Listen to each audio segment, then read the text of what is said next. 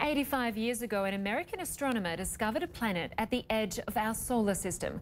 Today, Pluto is considered a dwarf planet. The demotion happened in 2006 and still sparks plenty of debate. This year, scientists are starting to learn more about Pluto. You're looking at a time-lapse video of the small planet and its largest moon, Charon. It was shot by NASA's New Horizons spacecraft that has travelled nearly 5 billion kilometres to study Pluto. Pluto was still the 9th planet in our solar system when New Horizons lifted off back in January 2006. At the time, it was the fastest spacecraft ever launched. It has spent nearly 2,000 days in hibernation during the course of its long journey. New Horizons woke up from its final nap in December. In May, scientists expect to start getting detailed pictures of Pluto. And on July 14, New Horizons will make its closest approach to Pluto and its 5 moons. But the spacecraft won't be finished after that flyby. It's set to carry on deeper into the Kuiper belt and help us learn more about how planets form. Now let's get more on this. Dave Brody is a science and technology writer for Space.com and he joins us from CNN New York. Thanks so much for your time. Good morning, Lynda. Can't compete with an Asian fortune teller, but we'll try and do some science for you.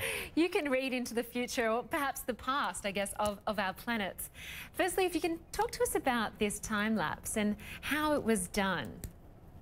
Which time lapse are we talking about? The time lapse of Pluto, the one that NASA's just released. Right. So what we saw was the New Horizons spacecraft taking photographs during its approach of Pluto and its moon Charon orbiting around it. Actually, Charon is so big that the two of them orbit a common center of mass, which is outside the skin of either body. So if you look at that little dance in space, you could consider Pluto, yes, it's a dwarf planet, but it also could be considered a double planet. It's the only thing in the solar system that is like this, that has a moon that is that large. It's not the only moon. There are some others, and as the New Horizons spacecraft gets closer and closer, we might find that there are even more moons that we haven't seen yet. Well, I was going to ask about that because 85 years ago when Pluto was discovered, and I have to say I grew up learning that Pluto is a planet in our solar system, but obviously we've been told more recently that it's not by some astronomers. It doesn't quite fit the rules of what makes a planet. Can you explain that?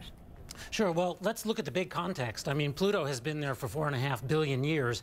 85 years ago, we decided it was a planet. In 2006, we decided it's a dwarf planet. It really could be considered a really giant comet. It's absolutely frozen as far as we know. We here in New York think that it's cold today. The temperature on the surface of Pluto is like minus 220 degrees Celsius. Ice is a rock. Water is a rock at that temperature. So is everything else other than the atmosphere of Pluto. So Pluto is probably the best example, maybe the nearest example of what are called Kuiper belt objects. And it turns out that there are several of them, perhaps many of them. Pluto isn't even the largest one. There's a dwarf planet called Eris, which is more massive than Pluto. So we really want to know, what are these things? How many of them are there? Because that tells us something about how the solar system formed and what its future could be. It's quite incredible to think that it's taken since 2006 to now to get to a point where we're approaching Pluto. What do you think we'll learn in July when we get to the closest point we've ever been to this planet? Well, whatever we learn, we're going to have to learn it really fast because that spacecraft is not going to go into orbit and it's not going to drop a probe. It doesn't have anywhere near enough fuel to do that. So it will whiz by Pluto at about 43,000 kilometers per hour. That's like 12 clicks a second.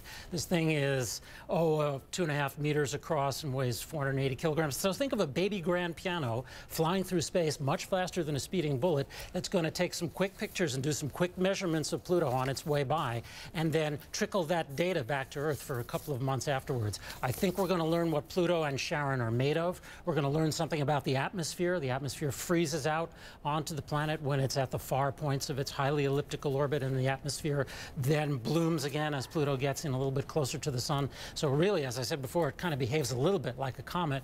And we want to know, what are these objects and how do they behave? Fascinating. I'm sure you will be glued to that information as it comes back to us in July. Certainly will be. And thank you so much for joining us today. We appreciate it.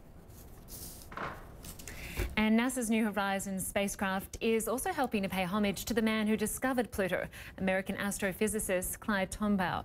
His ashes are on board and headed to the distant dwarf planet, and his daughter says he would have been thrilled with NASA's latest mission.